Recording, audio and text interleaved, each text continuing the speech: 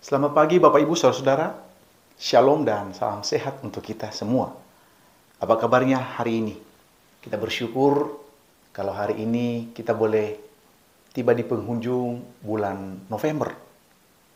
Dan bersyukur pula kalau kita boleh menikmati bangun pagi, serta saya mengajak Bapak Ibu Saudara untuk menyisihkan waktu sejenak untuk merenungkan firman Allah. Mari kita berdoa. Tuhan Yesus, terima kasih pagi ini. Kami bersyukur kalau kami boleh ada semua karena kebaikan Tuhan.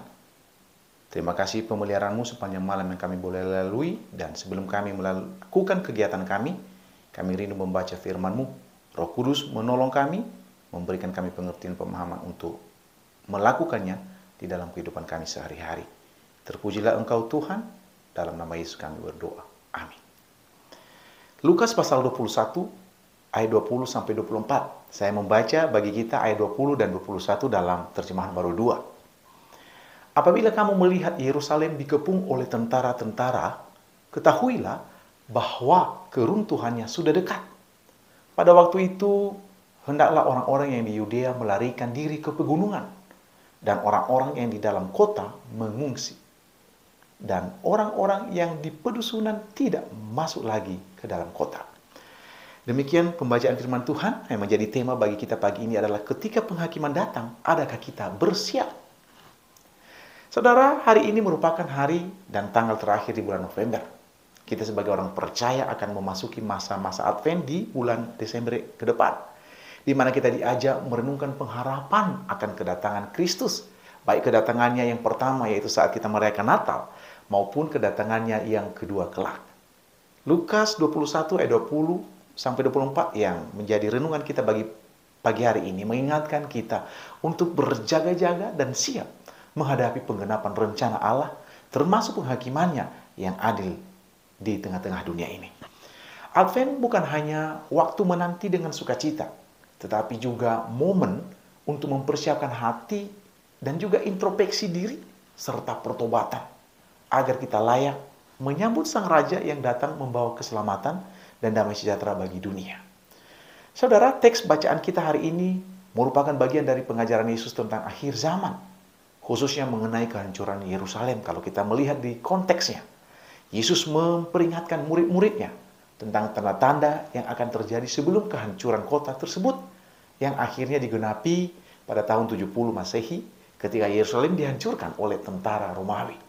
Selain itu, teks yang kita baca tadi berbicara secara historis. Teks ini juga mengandung elemen nubuat yang mengarah pada penghakiman akhir bagi dunia ini.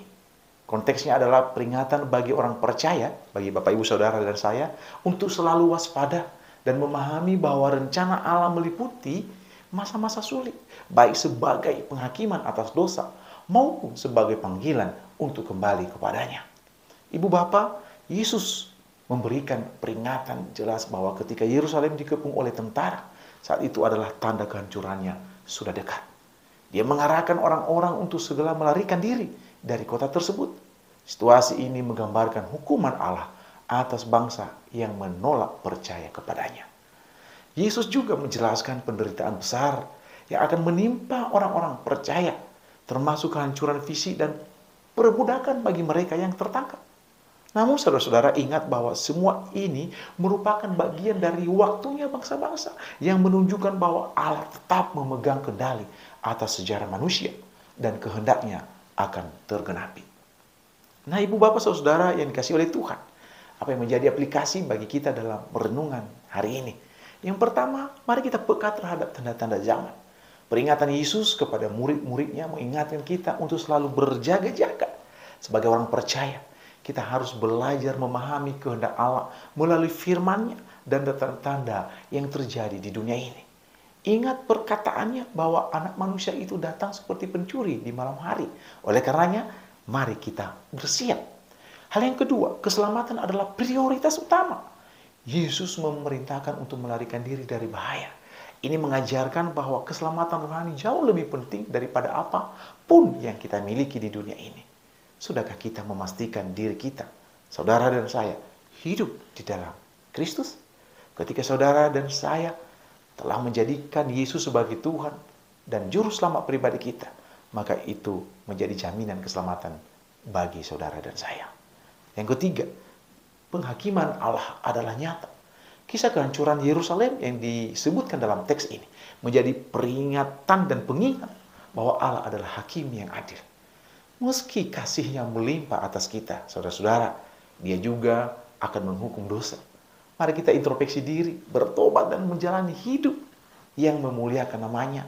Sifat Allah selain dia kasih, tentunya ia juga adil, Bapak Ibu. Ia akan mengadili setiap kesalahan dan pelanggaran kita umatnya. Dan yang terakhir, yang keempat, berdoa dan tetap kuat di masa-masa sulit. Saat masa-masa sulit tiba, seperti yang digambarkan dalam teks ini, kita diundang untuk tetap beriman, berdoa, dan percaya kepada pemeliharaan Allah. Janjinya bagi kita nyata sempurna, bahwa ketika kita percaya, ketika kita meyakini akan kasih kuasanya, Ia akan memelihara kita dengan sempurna, Ia akan bertindak di dalam kehidupan kita. Saya mengajak saudara untuk mempersiapkan diri, menjaga hati, untuk menantikan kedatangan Yesus yang kedua kali. Dan terlebih di bulan depan, kita akan memperingati hari kelahiran Yesus Kristus Juru Selamat dunia. Tuhan Yesus memberkati saudara. Amin. Kami bersyukur Tuhan atas firman-Mu yang kami dengar pagi hari ini.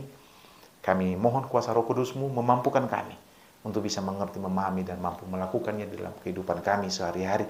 Lebih-lebih kami sebagai orang percaya di dalam memasuki masa-masa Advent dan memperingati hari kelahiran Yesus Kristus, menantikan akan kedatangan-Mu yang kedua kali. Kami mohon Tuhan, mampukan kami umat-Mu untuk melakukan segala sesuatu seturut dengan kehendak Tuhan.